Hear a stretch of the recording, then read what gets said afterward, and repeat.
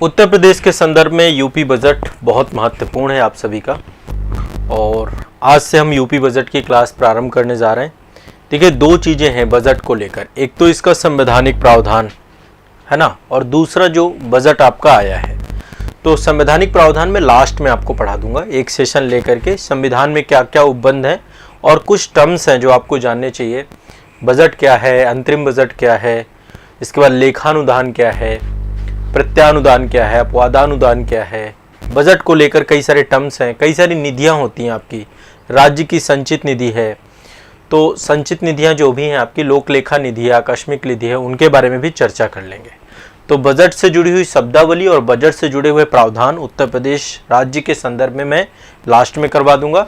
अभी हम उत्तर प्रदेश का बजट पढ़ेंगे, जो कि 5 फरवरी 2024 को उत्तर प्रदेश के वित्त मंत्री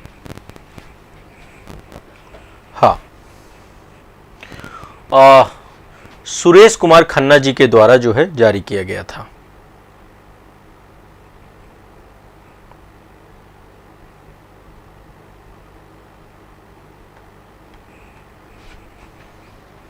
हाँ, ठीक। तो यूपी बजट 2024-25 हमेशा कभी भी बजट आएगा ना, तो वो आगामी वर्ष के लिए होगा, जो आपका वित्त वर्ष चल रहा होगा। 1 अप्रैल से लेकर के 31 मार्च तक का भारत में वित्त वर्ष होता है। वित्त वर्ष की अवधि कब से कब तक होती है? 1 अप्रैल से लेकर 31 मार्च तक, ठीक है।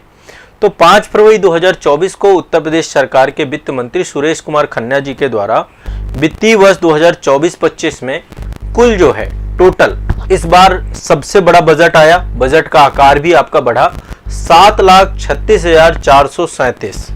मैं यहाँ पे लिखता जाऊंगा, बहुत सारा डेटा आएगा आपका, तो डेटा आप सभी को लिखना है। बजट का आकार कितना है? 7,36,437 437.71 करोड़ रुपया।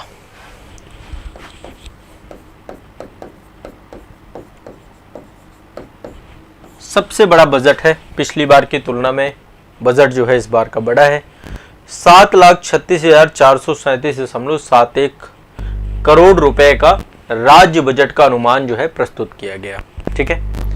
अब ये जो आपका बजट है, इस बजट को एक बार हम लोग अच्छे से समझने का प्रयास करेंगे कि इस बजट को एक तरीके से देखो, ये जो आपकी मैंने राशि आपको बताई है कि बजट का आकार कितना है, ये एक तरीके का व्यय है कि इतना पैसा व्यय किया जाएगा, ठीक है।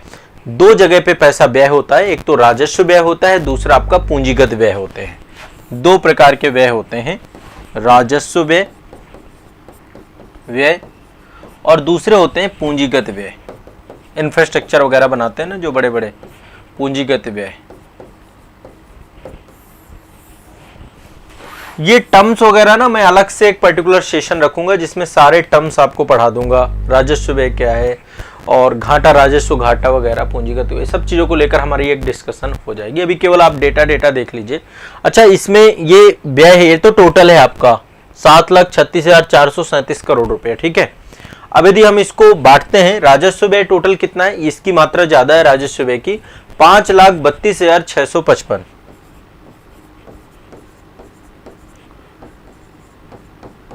करोड़ रुपया, ठीक है, ये है। और यदि हम पूंजीगत व्यय की बात करें तो ये कितना है, 2,03,782 करोड़ रुपया,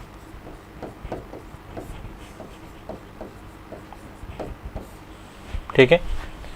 ये आपका राजस्व व्यय है और ये आपका पूंजीगत व्यय है, ठीक। ये आपको ध्यान में रखना है। अब देखो, चूंकि आपको पता है कि जब भी बजट आता है तो बजट से बहुत सारी नई योजनाएं आती हैं। हर बार से आपका बजट बढ़ता जा रहा है सरकार का। पिछली बार जो बजट का आकार था, इससे आइडिया लग जाएगा आपको, पिछली बार जो बजट का आकार था वो कितना था, 6,90,242 करोड़ रुपया। तो पिछली बार की तुलना में ये 2023-24 का था, 2023-24 का डेटा ये था, और ये आपका 2024-25 है, 2024-25 है। ठीक है, 7,36,437 करोड़ रुपया। ठीक, ये आपको ध्यान में रखना है, ये बजट का अनुमान है। राजस्व व्यय और पूंजीगत व्यय भी बता दिया। अब मैं आपको पहले जो है कुछ योजनाएं बताता हूं, जो सरकार की प्रमुख योजनाएं हैं, उन योजनाओं को लेकर देखते हैं। समावेशी विकास हमेशा हर बजट का एक उद्देश्य रहता है कि जो पैसा खर्च किया जाए वो हर जगह खर्च किया जाए। तो बहुत सारी नई योजनाएं सरकार के द्वारा हर एक क्षेत्र के लिए, ठीक है। समावेशी विकास का मतलब यही होता है कि हर एक क्षेत्र को हमें कवर करना है। समावेशी विकास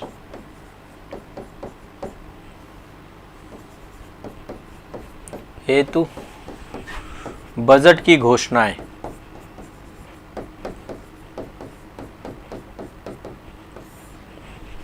ठीक है, समावेशी विकास हेतु बजट की घोषणाएं, कई सारे कार्यक्रम हैं। अब मैं एक एक करके सारे क्रम से बताता हूं। एक तो आपका मैं पहले सेक्टर भी बता जाऊंगा किस किस सेक्टर के लिए है। युवा, ठीक है,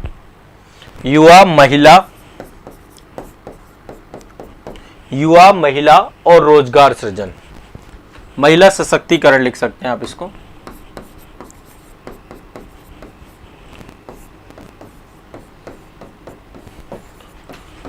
रोजगार सृजन, इसके क्षेत्र के लिए कई सारी नई योजनाएं जो आपकी हैं उन पे पैसा लगाया जाएगा। पहला है मुख्यमंत्री युवा उद्यमी विकास अभियान। ये आपको पता होनी चाहिए, इनसे डायरेक्टली क्वेश्चन भी आता है। मैं इनको अलग से भी पढ़ा दूंगा आप लोगों को पेपर 5 पेपर 6 के अंतर्गत। मुख्यमंत्री युवा उद्यमी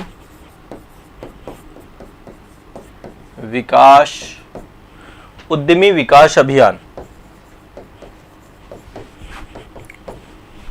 पहली योजना ये है। दूसरी योजना है वरिष्ठ नागरिक कल्याण कोष का गठन किया गया है। वरिष्ठ नागरिक कल्याण कोष, जो जिनकी एज 60 से ज्यादा हो चुकी है, कल्याण कोष का गठन। ठीक है, इसके अलावा मुख्यमंत्री कन्या सुमंगला योजना के अंतर्गत एक राशि, ये पहले से चल रही योजना थी, इसमें राशि को बढ़ा के 15,000 से लेकर 25,000 कर दिया गया है। मुख्यमंत्री कन्या सुमंगला योजना। मुख्यमंत्री कन्या सुमंगला योजना के अंतर्गत जो प्रावधानित राशि थी वो 15,000 रुपए से बढ़ाकर कर दी गई है 25,000 रुपए। ठीक है, मुख्यमंत्री कन्या सुमंगला योजना को 15,000 से बढ़ाकर 25,000 कर दिया गया। ठीक है, इसके बाद sports science and injury centre की स्थापना की गई है। Sports science and injury centre की स्थापना। Sports science and injury centre की स्थापना की गई है। ठीक है, sports science and injury centre की स्थापना की गई है। साथ ही सरकारी आईटीआई बनाए जाएंगे। ठीक है, और आईटीआई का कई सारे आईटीआई जो आपके हैं उनका उन्नयन किया जाएगा। तो 2 नए सरकारी आईटीआई बनाए जाएंगे, 2 नए सरकारी आईटीआई एंड 69 जो आईटीआई आपके एग्जिस्टिंग आईटीआई हैं, 69 आईटीआईओं का उन्नयन किया जाएगा। आईटीआई का उन्नयन।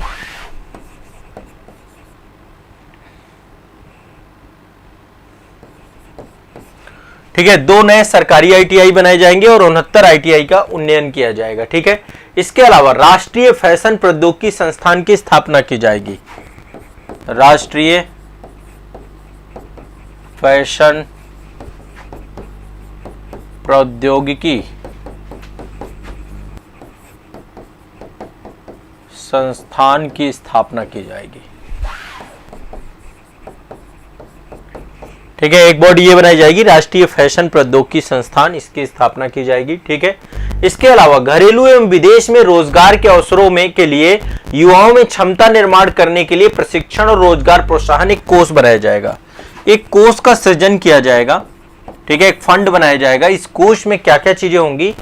ये कोष आपका घरेलू और विदेश में रोजगार के अवसरों के लिए, घरेलू एवं लिखते जाइएगा साथ साथ, विदेश में रोजगार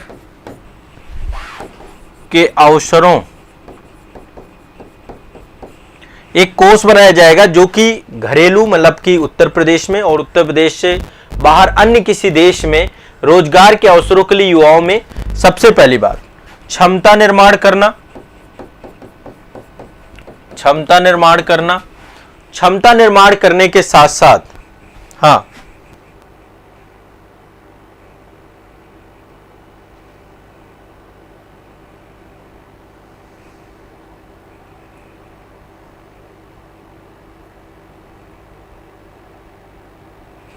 देखो, ये क्लास आप लोग के जो बच्चे हैं, जितने लोग हैं, आप लोगों को मैं बाद में सूचना दे दूंगा। आराम से आप लोग क्लास करिए, पहले आप क्लास करिए, फिर आपका कोई भी क्वेश्चन होता है सेशन के लास्ट में आप पूछ लीजिएगा, ठीक है। मैं सबके रिप्लाई दे दूंगा, आप टेंशन मत लीजिए, ठीक है। मैं सबको जानकारी दे दूंगा इसको लेकर के, कोई भी आपका क्वेश्चन होता है थोड़ा सा इंतजार कर लो आप लोग, ठीक। घरेलू एवं विदेश मामले में रोजगार के अवसरों के लिए एक तो क्षमता निर्माण करना, दूसरा प्रशिक्षण करना, प्रशिक्षण करना, उनको ट्रेनिंग देना। इसके लिए जो कोष बनाया गया इसका नाम है रोजगार प्रोत्साहन कोष।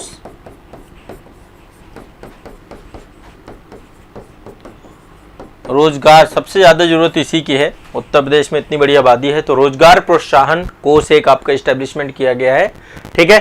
तो पहला तो ये आपका काम है, ये आपका जो युवा महिला सशक्तिकरण एवं रोजगार सृजन के लिए आपकी योजनाएं थी, ये कुछ योजनाएं आपकी बजट में आई हैं। इसके बाद है अवसंरचना विकास के लिए क्या क्या काम किया जाएगा। अवसंरचना विकास, अवसंरचना विकास एवं औद्योगिकरण,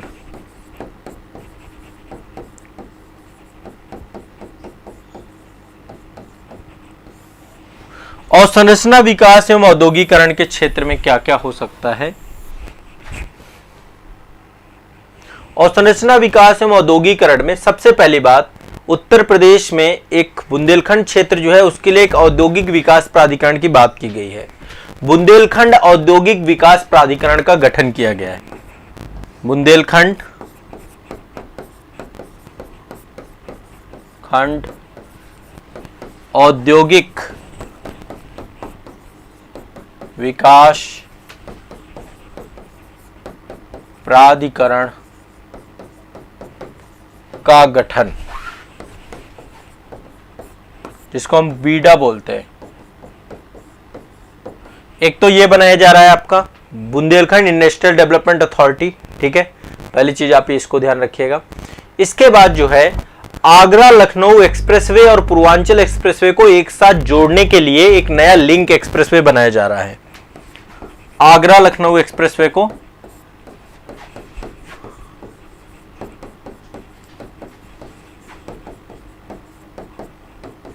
आगरा लखनऊ एक्सप्रेसवे को किसके साथ जोड़ेंगे? ये आगरा लखनऊ एक्सप्रेसवे को जोड़ेंगे पूर्वांचल एक्सप्रेसवे के साथ। पूर्वांचल एक्सप्रेसवे से जोड़ने के लिए नया लिंक एक्सप्रेसवे 60 किलोमीटर का होगा। ये आपका एक नया लिंक एक्सप्रेसवे बनाया जाएगा। कितना है? 60 किलोमीटर, 60 किलोमीटर का टोटल डिस्टेंस इसका रहेगा। तो एक नया एक्सप्रेसवे बना रहे हैं जो कि लिंक एक्सप्रेसवे रहेगा। आगरा लखनऊ एक्सप्रेसवे को पूर्वांचल एक्सप्रेसवे के साथ जोड़ देंगे। एक जो बहुत महत्वपूर्ण चीज लेकर के आई जा रही है वो है सेमीकंडक्टर पॉलिसी। मैं अलग से पढ़ाऊंगा इसको। सेमीकंडक्टर नीति 2023 ये लागू करने का पूरा प्रयास है और उत्तर प्रदेश में सेमीकंडक्टर को लेकर के काम करना है हमें। नीति 2023 जितनी भी पॉलिसी आई हैं, जितनी भी नीतियां आई हैं, ये मैं अलग से आपको पेपर 5 पेपर 6 यूपी के लिए मैं पढ़ाऊंगा, ठीक है, आप उसका इंतजार करिए। इसके अलावा कई सारी कंपनी है, उसके लिए एफडीआई नीति 2023 आई है। फॉर्च्यून 500, फॉर्च्यून 500 फॉर्च्यून 500 कंपनियों के लिए एफडीआई नीति लाई गई है। कंपनियों के लिए एफडीआई, प्रत्यक्ष विदेशी निवेश को लेकर के आपकी नीति आई, एफडीआई नीति। उत्तर प्रदेश सरकार इन्वेस्टमेंट पे बहुत तेजी से काम कर रही है, इसको लेकर के काम किया जाएगा। और इसके अलावा नगरीय क्षेत्रों में स्टॉर्म वाटर ड्रेनेज कार्यक्रम के लिए बजट में प्रावधान किया गया है, ताकि ड्रेनेज अच्छा किया जा सके। नगरीय क्षेत्रों में स्टॉर्म वाटर ड्रेनेज कार्यक्रम, स्टॉर्म वाटर ड्रेनेज कार्यक्रम, स्टॉर्म वाटर ड्रेनेज कार्यक्रम हेतु बजट का प्रावधान, हेतु बजट का प्रावधान। स्टॉर्म वाटर ड्रेनेज कार्यक्रम के अंतर्गत बजट का प्रावधान नगरीय क्षेत्रों में। ठीक है, यह आपका हो गया अवसंरचना एवं विकास को लेकर के। आगे चलते हैं, नेक्स्ट है आपका अनुसंधान के लिए, अनुसंधान एवं अवसंरचना के लिए या इनोवेशन के लिए। मतलब आपको अब पता है कि आज का युग आर्टिफिशियल इंटेलिजेंस का है, तो इसको लेकर के भी उत्तर प्रदेश सरकार आगे बढ़ना चाह रही है। तो रिसर्च के क्षेत्र में, अनुसंधान के क्षेत्र में क्या क्या चीजें, सब पॉइंट लिखते जाइएगा और सब काम आएंगे आपके। अनुसंधान, जब कोई ऐसे लिखना होगा तो ये काम आएगा, और कोई मेंस आंसर राइटिंग करनी है तो ये को काम आएगा आपका। उत्तर प्रदेश की अर्थव्यवस्था, नवरचना मतलब इनोवेशन, नवोन्वेष, नवोन्वेष।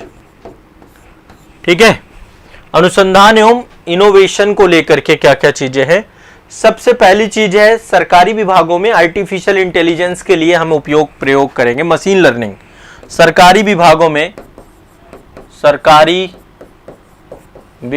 में एआई एंड मशीन लर्निंग को शॉर्टकट में एमएल बोलते हैं। मशीन लर्निंग और अत्याधुनिक तकनीकों का प्रयोग, ये मैं पढ़ा चुका हूं बच्चों जीएस वाली क्लास में, साइंस एंड टेक में। तकनीकी का प्रयोग, ठीक है, सरकारी विभागों में एआई और मशीन लर्निंग और अत्याधुनिक तकनीकी का प्रयोग। ठीक है, पहली चीज ये। इसके लिए हमें क्या करना है, एआई सेंटर और उत्कृष्टता केंद्रों की स्थापना करनी है। एआई सेंटर एवं उत्कृष्टता केंद्रों की स्थापना। ठीक है, इसके लिए हमें क्या बनाना है, आर्टिफिशियल इंटेलिजेंस को लेकर के एआई सेंटर स्टैब्लिश करने और उत्कृष्टता केंद्र बनाने हैं। साथ ही हमें जो है 1 ट्रिलियन की इकोनॉमी को लेकर के काम करना है। ठीक है, और इसके लिए कई सारी चीजें जो इससे जुड़ी हुई होंगी। 1 trillion US dollar Uttar Pradesh की अर्थव्यवस्था का टारगेट है 2027 तक प्राप्त करना है। इसे की प्राप्ति हेतु हम बजट 2024-25 पढ़ रहे हैं, उसमें जो प्रावधान है और संरचना को देख लिया हमने। अब हम देख रहे हैं अनुसंधान एवं नवरचना को लेकर। 1 ट्रिलियन यूएस डॉलर अर्थव्यवस्था की प्राप्ति हेतु हमें क्या बनाना है, सांख्यिकी प्रणाली को सुदृढ़ीकरण करना है, पूरे डेटा को ऑनलाइन करना है और क्लाउड स्टोरेज सुविधाओं की उपलब्धता करनी है। ठीक है, तो इसके लिए सांख्यिकीय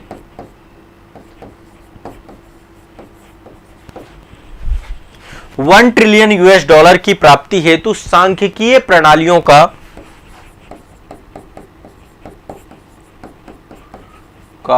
सुदृढ़ीकरण,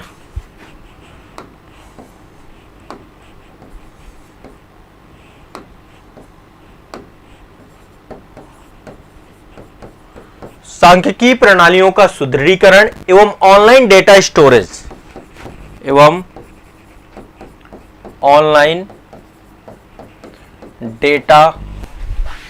स्टोरेज ऑनलाइन डेटा स्टोरेज, ठीक है, क्लाउड स्टोरेज सुविधाओं की स्थापना, क्लाउड स्टोरेज की सुविधा, इसके लिए उत्तर प्रदेश सरकार काम करेगी।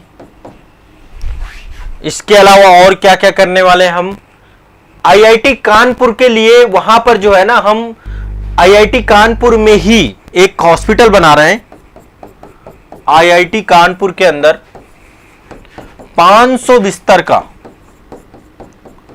आईआईटी कानपुर के अंदर 500 बिस्तर का सुपर स्पेशलिटी अस्पताल वाले school of medical research and technology की स्थापना की जा रही है। क्या बना रहे हैं? School of medical research and technology, ठीक है। ये एक हॉस्पिटल होगा आपका, ये उसी परिसर पे बनाया जा रहा है, ठीक है। School of medical research and technology, school of medical research and technology की स्थापना की जा रही है। ये सुपर स्पेशलिटी हॉस्पिटल होगा आपका। ये क्या होगा? सुपर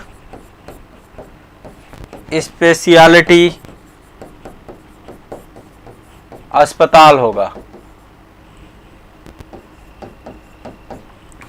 ठीक है। सुपर स्पेशलिटी हॉस्पिटल होगा आपका, school of medical research and technology, ठीक है। इसकी स्थापना की जा रही है, ये आपको ध्यान रखना है। कहां पे बनाया जा रहा है? आईआईटी कानपुर परिसर में 500 बिस्तर का आपका पूरा का पूरा ये एस्टेब्लिशमेंट किया जाएगा। आगे बढ़ते हैं, पर्यटन को लेकर क्या काम करेंगे? ये अनुसंधान वाली बात हो गई, ठीक है। पर्यटन एवं संस्कृति को लेकर क्या काम किया जाएगा? कल्चर को लेकर क्या काम किया जाएगा? पहला पॉइंट, पर्यटन और संस्कृति को लेकर अयोध्या, काशी, मथुरा, वृंदावन, अयोध्या, काशी, मथुरा, वृंदावन, नैमिषारण्य, नैमिषारण्य, विंध्यवासिनी धाम, विंध्यवासिनी धाम,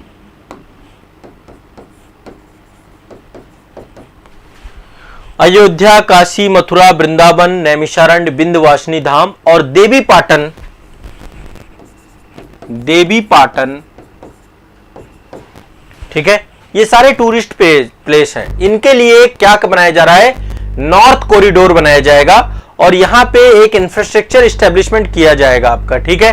तो इसके लिए क्या बनाया जा रहा है? नॉर्थ कॉरिडोर एस्टेब्लिश किया जा रहा है, ठीक है। और नॉर्थ कॉरिडोर ये आपका बरेली वाले क्षेत्र में, इन सभी जगहों पे जितने अयोध्या, काशी, मथुरा, वृंदावन, नैमिषारण्य, विंध्यवासिनी धाम, देवी पाटन, ठीक है, नॉर्थ कॉरिडोर बरेली में थीम आधारित, वहां पे जिस थीम से जुड़ा हुआ वो पर्यटक स्थल है वहां पर हम सुविधाओं को स्टैब्लिश करेंगे, ठीक है। थीम आधारित अवस्थापनाओं का सृजन, आधारित अवस्थापनाओं का सृजन करेंगे, ठीक है। थीम आधारित अवस्थापनाओं को एस्टेब्लिशमेंट करेंगे।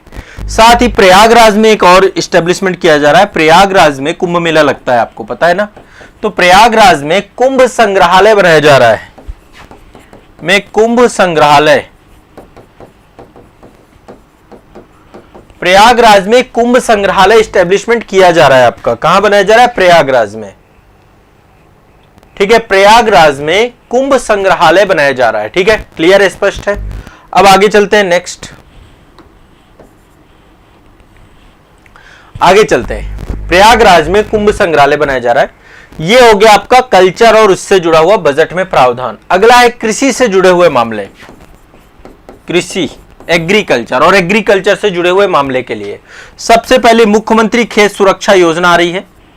मुख्यमंत्री खेत सुरक्षा योजना, इसके लिए प्रावधान किया गया है मुख्यमंत्री खेत सुरक्षा योजना, ठीक है। दूसरी योजना है आपकी राज्य कृषि विकास योजना, राज्य कृषि विकास योजना, राज्य कृषि विकास योजना। इसके बाद है निजी ट्यूबवेल के लिए बिजली की दरों में सब्सिडी दी जाएगी। यदि निजी ट्यूबवेल बनाए जाएंगे, ट्यूबवेल, निजी ट्यूबवेल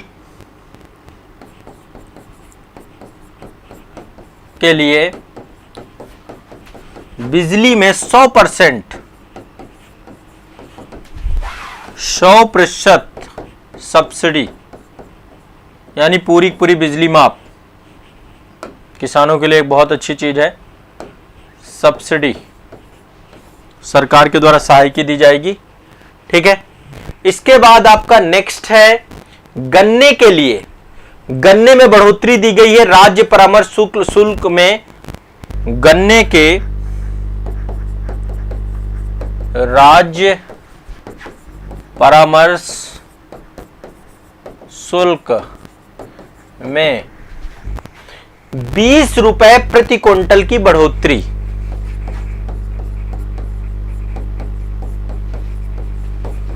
क्विंटल की बढ़ोतरी की जाएगी। ठीक है। इसके बाद नेक्स्ट क्या है, मुख्यमंत्री लघु सिंचाई योजना। ये सिंचाई के लिए आपकी मुख्यमंत्री लघु सिंचाई योजना, मुख्यमंत्री लघु सिंचाई योजना। ठीक है। इसके बाद दूसरा ऑर्गेनिक कल्चर लैब बनाए जाएंगे आपके, organic culture lab, organic culture lab, tissue lab, केंद्रीय पर्यटन केंद्र बनाए जाएंगे। टिश्यू लैब,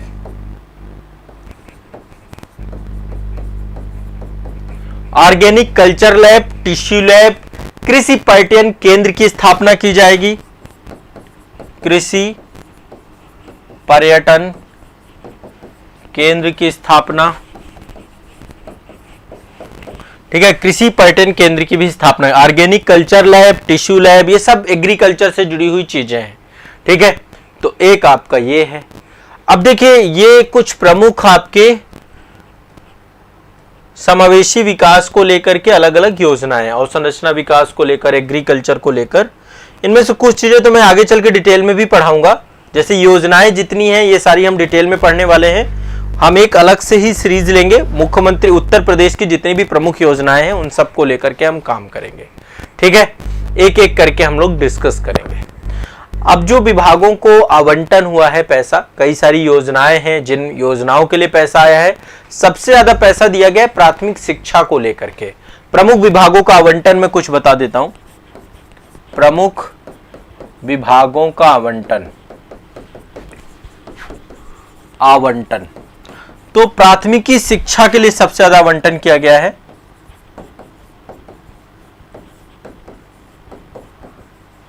एजुकेशन के क्षेत्र में सबसे ज्यादा पैसा खर्च किया जाएगा। अभियान भी बता दूंगा मैं, सर्व शिक्षा अभियान को सबसे ज्यादा पैसा दिया गया, वो अलग से हम रखेंगे। 76,035 करोड़ रुपए ये आपका दिया गया है प्राथमिकी शिक्षा के लिए। इसके बाद ऊर्जा के लिए। ठीक है। एक बार आप ऐसे लिख लो, प्राथमिकी शिक्षा, फिर ऊर्जा, फिर पुलिस विभाग, पुलिस विभाग के लिए। इसके बाद लोक निर्माण विभाग, लोक निर्माण विभाग, और इसके बाद है आपका पुलिस, प्राथमिकी शिक्षा, ऊर्जा विभाग, पुलिस विभाग, लोक निर्माण विभाग, स्वास्थ्य एवं परिवार कल्याण, स्वास्थ्य एवं परिवार कल्याण।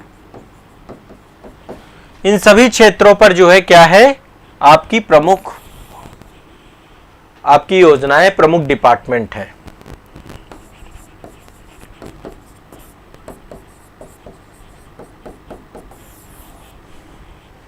ठीक है। प्राथमिकी शिक्षा, ऊर्जा, पुलिस विभाग, लोक निर्माण विभाग, स्वास्थ्य एवं परिवार कल्याण विभाग। ठीक है। अच्छा, कौन कौन सी योजनाओं को पैसा दिया गया है, उन योजनाओं के बारे में मैं यहां पे नाम लिख देता हूं। कुछ प्रमुख योजनाएं जो है आपकी, है तो देखो अभी बहुत सारे और डिपार्टमेंट है, मैं अब सबके नाम लिखूंगा तो फिर कितने लिखोगे आप, ठीक है, इतना याद नहीं कर पाते हम। टॉप 5 मैंने आपको बता दिए। पैसा जो है जल जीवन मिशन में सबसे ज्यादा दिया गया है। जल जीवन मिशन मुझे अलग से पूरा टॉपिक पढ़ाना है आपको, तो ये मैं पढ़वा दूंगा। जल जीवन मिशन अलग से एक टॉपिक ही पढ़ाना है, पूरा ये सिलेबस में दिया गया है। सबसे ज्यादा पैसा है 22,000 करोड़ रुपए, ये पूरी योजना में सर्वाधिक पैसा। फिर सर्व शिक्षा अभियान में दिया गया है। सर्व शिक्षा अभियान प्रमुख योजनाएं अभियान, सर्व शिक्षा अभियान में देखें तो 21,310 करोड़ रुपया, 21,310 करोड़ रुपया सर्व शिक्षा अभियान में। इसके बाद है आपका अन्य बहुत सारे क्षेत्र हैं, जैसे पेंशन है, पेंशन में बहुत पैसा दिया गया है आपका सामाजिक क्षेत्र में, ठीक है। तो 2 ये आप याद रखिए, सबकी जरूरत नहीं है आपको ध्यान रखने की, ठीक है। अच्छा, मैं आपको कुछ बता दूं जो उत्तर प्रदेश की में योजनाएं चलाई जा रही हैं, भारत में प्रथम स्थान पे हैं कुछ, भारत में प्रथम स्थान कुछ योजनाएं आपकी जिनको भारत में प्रथम स्थान मिला है। जैसे प्रधानमंत्री मुद्रा योजना में नंबर 1 है उत्तर प्रदेश, ये पुरानी योजनाएं हैं। प्रधानमंत्री मुद्रा योजना, इनके कार्य संचालन में प्रधानमंत्री जनधन योजना, जनधन योजना,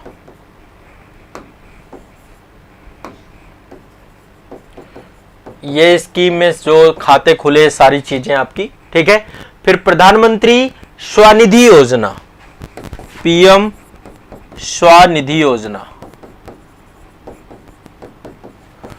पीएम स्वनिधि योजना, प्रधानमंत्री अटल पेंशन योजना, अटल पेंशन योजना,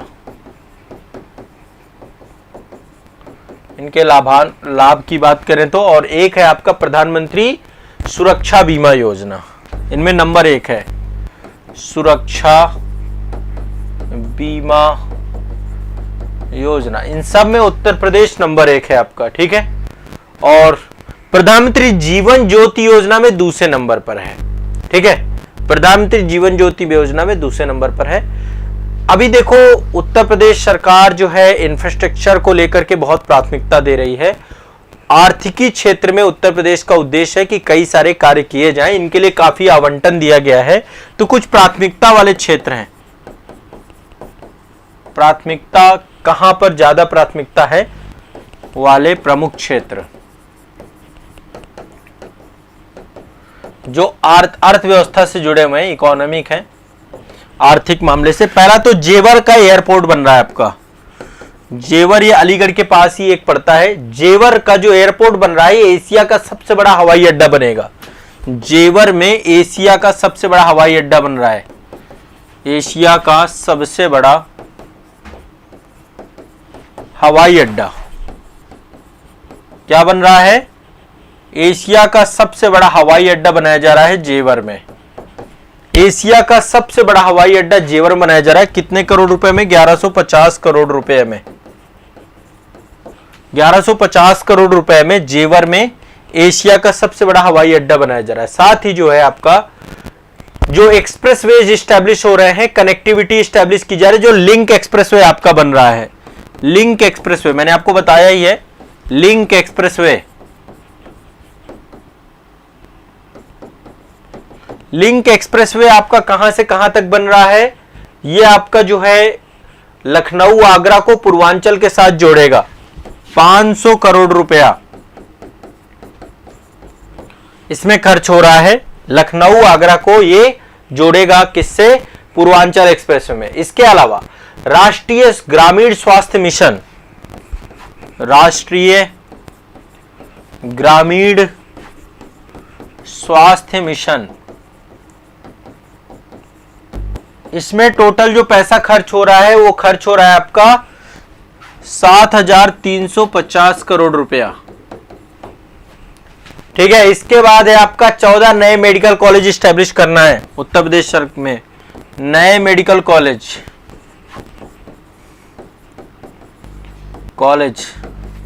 इसके लिए जो पैसा दिया गया है ये सब पैसे का आवंटन है हर एक योजना के अकॉर्डिंग। 964 करोड़ रुपया। ठीक है, नए 14 मेडिकल कॉलेज स्टैब्लिशमेंट किए जाएंगे, ये भी आपको ध्यान में रखना है। क्लियर है, स्पष्ट है, कोई दिक्कत तो नहीं है। उत्तर प्रदेश सरकार बहुत गति से काम कर रही है। उत्तर प्रदेश का प्रयास यही है कि ज्यादा से ज्यादा संख्या में महिलाओं की भागीदारी हो, ज्यादा से ज्यादा महिलाओं को इस चीजें मिले। हम चीजों को स्टैब्लिशमेंट करते हुए जा रहे हैं। ठीक है, अभी मेडिकल कॉलेज की संख्या कितनी है उत्तर प्रदेश में? 73। ध्यान रखिएगा, 2023 तक उत्तर प्रदेश में मेडिकल कॉलेज की संख्या 73। लिख लीजिए, क्वेश्चन पूछा जा सकता है। मेडिकल कॉलेज की संख्या 2017 में मात्र 17 थी जब पहली बार सरकारें बनी है। अभी वर्तमान में ये संख्या बढ़ चुकी है 73। 14 और बनाए जाने हैं मेडिकल कॉलेज। ठीक है, 14 और नए मेडिकल कॉलेज बनाए जाने हैं। आपके लिख रहे हैं ना आप लोग, सब लोग? 14 नए मेडिकल कॉलेज और बनाए जाने हैं। 2023 तक 73 हो चुकी है, तो ये एक अच्छी जानकारी है आपकी। इसके अलावा देखो, महिला श्रम शक्ति, अब महिला श्रम शक्ति में बढ़ोतरी हुई है। श्रम शक्ति में बढ़ोतरी,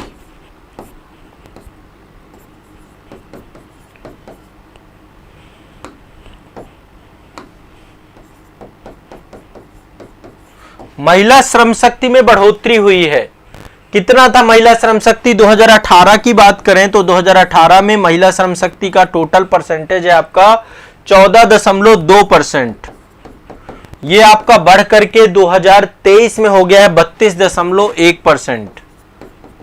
32.1% हो गया आपका। 2014 में 14.2% था, 2023 में 32.1% हो गया आपका। महिला श्रम शक्ति भागीदारी की बात करें। इसके बाद नल से पेयजल की आपूर्ति का विस्तार किया गया है। नल से पेयजल आपूर्ति का विस्तार, नल से पेयजल की आपूर्ति का विस्तार किया गया है। 2017 में ये 2% हुआ करता था, 2023 में ये 72% हो चुका है। 72.07 ये डेटा है आपका। 2023 में कितना हो चुका है? 72.07% लोगों को नल से जल की आपूर्ति की जा रही है। ये पहले डेटा कितना था? मात्र 2%। 2017 में बहुत कम थी संख्या, अब ये संख्या काफी बढ़ चुकी है 72.07 लोगों को। ठीक है, इसके अलावा आवास बनाए गए। प्रधानमंत्री जन कल्याण योजना, जो वो प्रधानमंत्री आवास योजना के अंतर्गत, जिसको हम बोलते हैं PMAY, प्रधानमंत्री आवास योजना के तहत 2023 में यदि देखें तो टोटल कितने लोगों को आवास मिल चुका है? टोटल कितने लोगों को आवास मिल चुका है? टोटल 47.82 लाख लोगों को आवास प्राप्त हो चुका है, घर प्राप्त हो चुका है। यही बात 2017 की बात करें तो 2017 में यह डेटा मात्र आपका 5.68 लाख का है। ये बात हम क्यों कर रहे हैं 2017 को हमने? क्योंकि ये सरकार जो अभी वर्तमान सरकार है 2017 में आई, तो 17 में जहां 5.68 लाख घर बने थे, वहीं अभी 47.82% लाख जो है घर बन चुके हैं। ठीक है, बहुत तेजी से काम किया जा रहा है उत्तर प्रदेश में। एयरपोर्ट की संख्या कितनी हो चुकी है? 19 एयरपोर्ट हो चुके हैं। एयरपोर्ट उत्तर प्रदेश में 2017 तक मात्र 4 एयरपोर्ट हुआ करते थे, वर्तमान में 2023 में 19 एयरपोर्ट हो चुके हैं उत्तर प्रदेश में। 19 एयरपोर्ट बन चुके हैं आपके। ठीक है, 19 एयरपोर्ट बन चुके हैं। मेट्रो भी बन चुकी है। 5 शहरों में मेट्रो शहर बन चुके हैं। 5 शहरों में मेट्रो का विकास हो चुका है।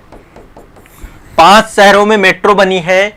2000 यदि हम बात करें 17 तक तो मात्र 2 शहरों में मेट्रो थी, और यदि हम 2023 की बात करें तो 2023 में 5 शहरों में मेट्रो आ चुकी है। 5 मेट्रो शहर आपके स्टैब्लिश हो चुके हैं अभी तक, और आगे अभी बहुत सारे मेट्रो शहर बनाए जाने हैं। ठीक है, आगरा हो गया, कानपुर हो गया आपका, गाजियाबाद तो आपका ऑलरेडी यहाँ पे है ही है। ठीक है, तो बड़े तेजी से लखनऊ में मेट्रो बन चुकी है आपकी, तो बहुत तेजी से मेरठ वाला क्षेत्र है आपका, ये सब मेट्रो बनाए जा रहे हैं। यहाँ पे प्रयागराज में भी मेट्रो स्टैब्लिशमेंट का काम चल रहा है, तो मेट्रो शहर आपके स्टैब्लिश हो रहे हैं बहुत तेजी से। ठीक है, इसके अलावा विद्युत क्षमता कितनी हो चुकी है उत्तर प्रदेश की? विद्युत क्षमता, हम विद्युत क्षमता की बात करें तो विद्युत क्षमता हो चुकी है आपकी 29,912 मेगावाट। 29,912 मेगावाट विद्युत क्षमता हो चुकी है। कितनी हो चुकी है विद्युत क्षमता? 29,912 मेगावाट। ये विद्युत ऊर्जा की क्षमता हो चुकी है। विद्युत की पूरे का पूरा जो अवस्थापना है स्टैब्लिश किया गया 29,912 मेगावाट।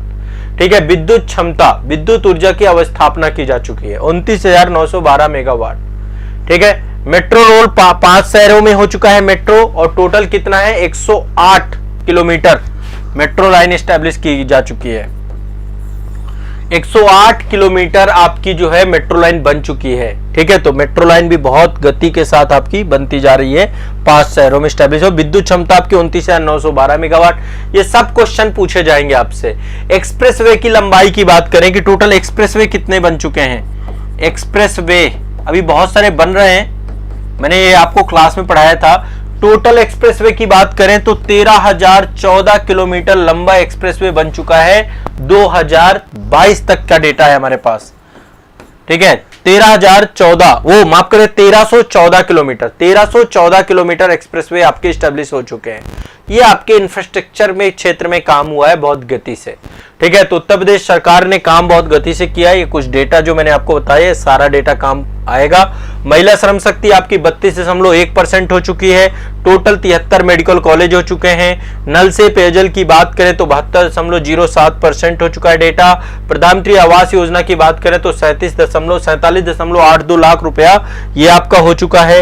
एयरपोर्ट की बात करें तो टोटल आपके 19 एयरपोर्ट है। 5 शहरों में मेट्रो आपकी स्टैब्लिश हो चुकी है। विद्युत क्षमता 5 शहरों में आपका जो है 29,912 मेगावाट आपकी विद्युत क्षमता हो चुकी है। और एक्सप्रेसवे की बात करें तो 1314 किलोमीटर का एक्सप्रेसवे स्टैब्लिश हो चुका है। ठीक है, ये आपका जो है कुछ महत्वपूर्ण आपका सेगमेंट है। सभी लोग इसको रट लेंगे, याद कर लेंगे। ये डेटा है, ये डेटा काम आएगा। अभी देखो बजट में बहुत सारी चीजें हैं जो मैं आपकी और डिस्कस करूंगा। आज के सेशन के लिए यहां तक रखेंगे। आगे अभी नेक्स्ट सेशन पे आगे डिस्कस करेंगे। और मैं अलग से भी बहुत सारी चीजें आपकी डिस्कस करने वाला हूं, जैसे कि सौर ऊर्जा नीति 2022, राज्य जैव ऊर्जा नीति आ चुकी है, इलेक्ट्रिक वाहन निर्माण के लिए भी नीति आ चुकी है, जैव विविधता प्रोत्साहन को लेकर नमामि गंगे पहल है, ग्रीन एनर्जी कॉरिडोर आपके स्टैब्लिशमेंट किए जाने। तो इसके लिए हम एक अलग से पूरा जितनी योजनाएं हैं, जितनी नीतियां हैं प्रमुख उनको देखेंगे हम लोग। ठीक है, तो आज के सेशन को यहीं तक रखते हैं। मिलते हैं नेक्स्ट सेशन पे।